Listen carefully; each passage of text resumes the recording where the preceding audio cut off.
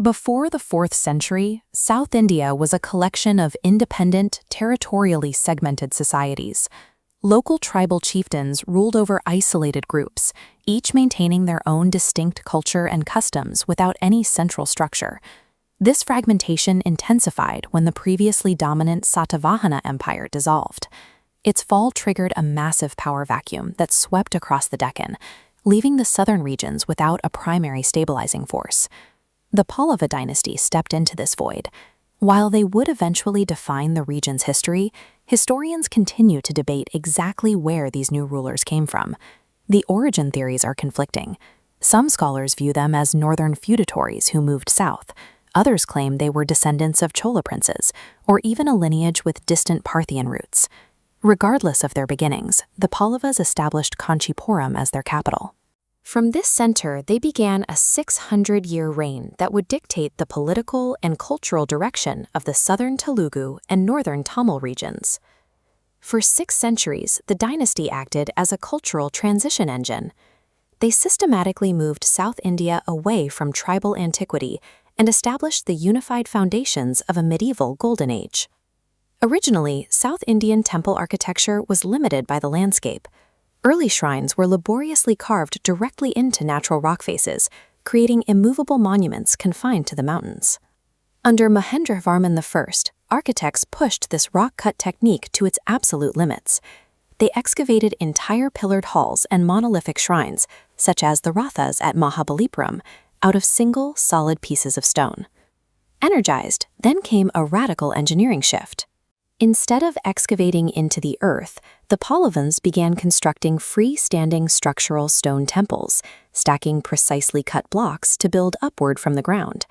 The shore temple at Mahabalipuram, a UNESCO World Heritage Site, displays the results of this structural pivot.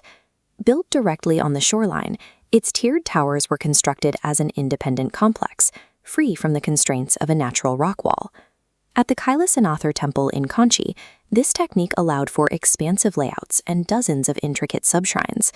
Builders were finally able to design complex religious spaces that could be scaled and replicated across the landscape.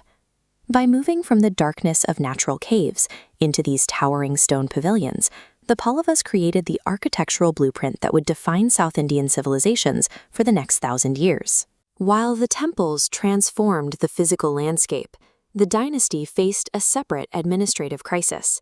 Early Pallava rulers operated in Prakrit, an elite language inherited from previous empires that the local population could not understand.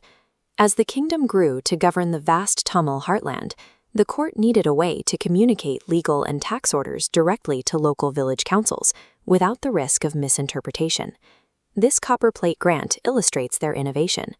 The Pallavas produced bilingual records on metal plates to serve as permanent legal documents. Sanskrit was reserved for royal praise and court culture, while Tamil recorded technical details like land boundaries and tax obligations.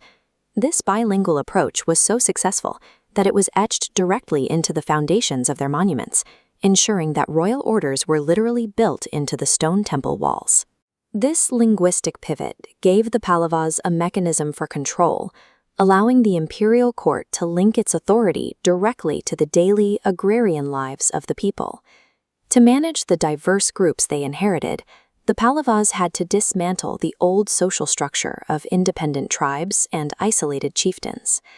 This diagram shows the Chakravartin model of kingship they employed. It pulled these scattered groups into a single territorial authority, organizing society into a layered pyramid based on the ritual status defined in the Shastras.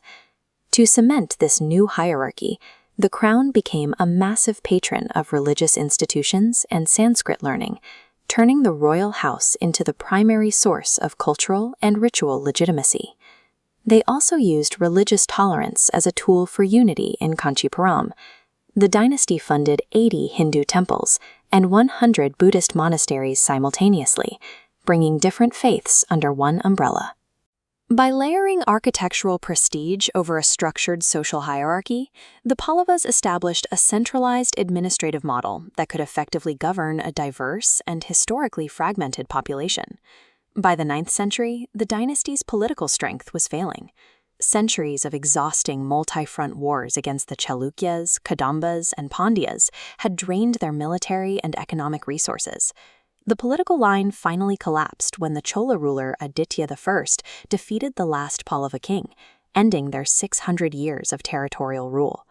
However, while their political borders evaporated, their cultural footprint had already begun to move far beyond the Indian coastline. This traces the foundational Pallava script, the parent system finalizing the Tamil and Grantha scripts in India today. But it also traveled east across the sea, becoming the source code for Southeast Asian writing systems like Cambodia's Khmer script. Their architectural style followed. Sri Lanka's Nalanda Gedage Temple and royal structures across Indonesia and Malaysia show the clear influence of Pallava structural building techniques.